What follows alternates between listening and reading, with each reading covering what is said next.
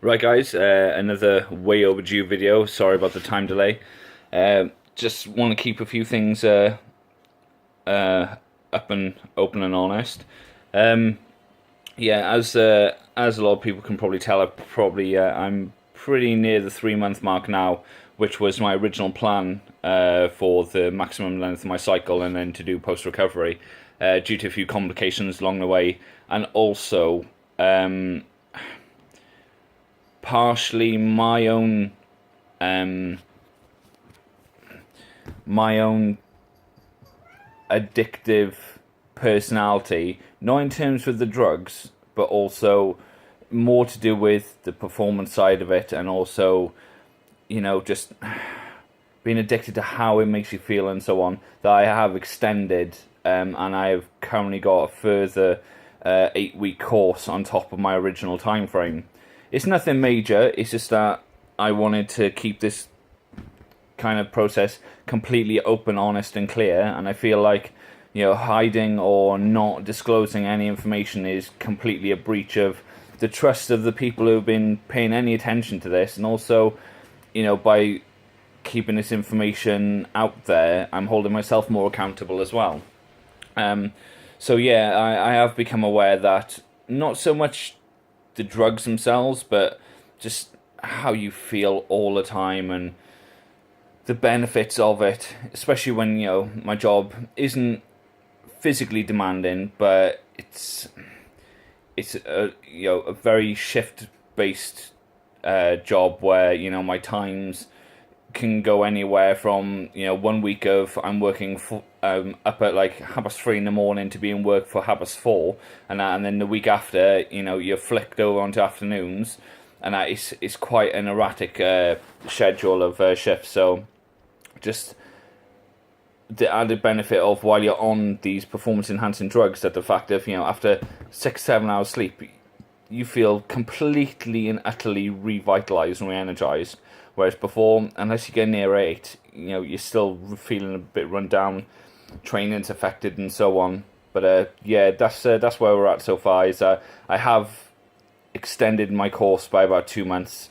I've actually switched to pharmaceutical grade testosterone, purely for the fact of is I've been hearing a lot of good things about pharma grade stuff. Not only that, it's very rare you find fake pharma grade performance enhancing drugs. Purely for the fact of is it's not being run as a business to make money, whereas a UGL, which is an underground lab, which produce 90% of what's available to the common market. There's obviously an advantage to sometimes either reducing potency to the product, or even just basically making stuff that's completely just useless.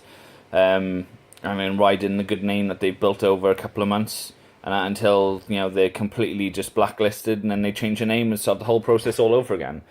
So yeah, I'm going to be starting that not tomorrow, probably next Sunday, where I'll be changing my dosage due to the fact of it's a fast and slow acting pretty much combined. I'll be trying to keep more stable levels, so I'll be doing 1 mil on the Wednesday or Thursday, and I'll be doing another mil then on the Sunday, and see how we go.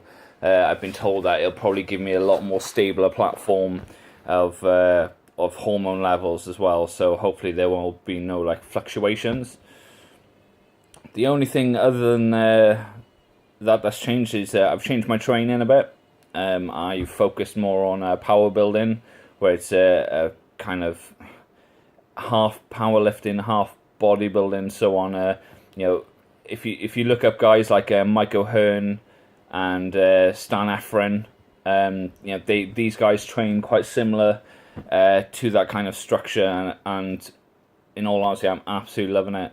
It is a bit of a strain with the heavier loads, but just the sheer intensity and the sheer power you're generating and so on, especially really noticing the strength gain through the steroids now. And I'm squatting 190 for 3, and my previous PB naturally was 185 for 1, and that was a bit of a questionable rep as well. But this 190 for 3 is like proper full depth. I'm possibly going to attempt a 200 kilo back squat on Monday. If I do attempt it, I will put up a video, and hopefully keep myself accountable and keep informed. That's good. Apart from that, yeah, all the other numbers are creeping up except my weight. Been stuck now for a good couple of weeks on 102 kilo. Up my calories by 300 after 2 weeks.